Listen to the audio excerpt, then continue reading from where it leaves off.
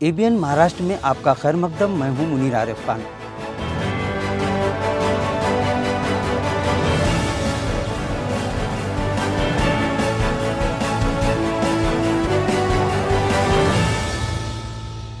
ABN Maharashtra में आपका खैर मकदम। मैं हूं मुनीर आरिफ खान। नाजरीन, 2 साल पहले महाराष्ट्र की सियासत में जो तमाशा हुआ था उसने महाराष्ट्र की सियासत को पलट कर रख दिया था और तकरीबन 3 दहाइयों तक बाल ठाकरे की शिवसेना के मजबूत और कट्टर हिमायती माने जाने वाले एकनाथ शिंदे समेत शिवसेना के तकरीबन 40 के करीब अरकान असेंबली ने महाराष्ट्र की सबसे ताकतवर पार्टी माने जाने वाली शिवसेना और ठाकरे खानदान की सियासत में ऐसी सेंधमारी की थी कि जिसकी वजह से महाविकास आघाड़ी हुकूमत गिर चुकी थी और तब से लेकर आज तक पार्टी से बगावत करके हुकूमत बनाने वाली शिंदे सेना के खिलाफ ठाकरे सेना की जानिब से सुप्रीम कोर्ट में मामला ज़ेर समाअत है और सुप्रीम कोर्ट ने सारी तफसीलात जानने और दस्तावेज़ात देखने के बाद शिंदे सेना को खूब फटकार लगाई थी,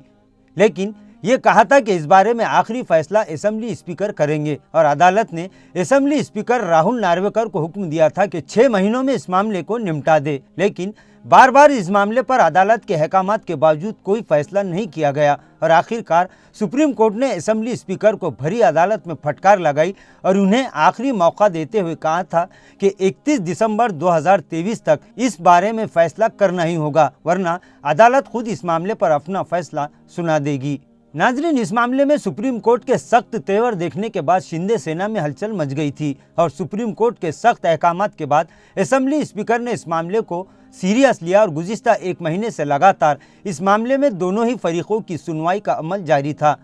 और ये क़यास लगाए जा रहे थे कि 20 दिसंबर से पहले असेंबली स्पीकर कोई बड़ा फैसला करेंगे, लेकिन गुज़िश्ता दिन असेंबली स्पीकर ने सुप्रीम कोर्ट से आखिरी मोहलत मांगी है, जिस पर सुप्रीम कोर्ट ने अब शिंदे सेना और उनके बागी 40 एमएलएस की नाअहली मामले पर फैसला लेने के लिए 10 जनवरी की डेडलाइन मुकर्रर कर दी।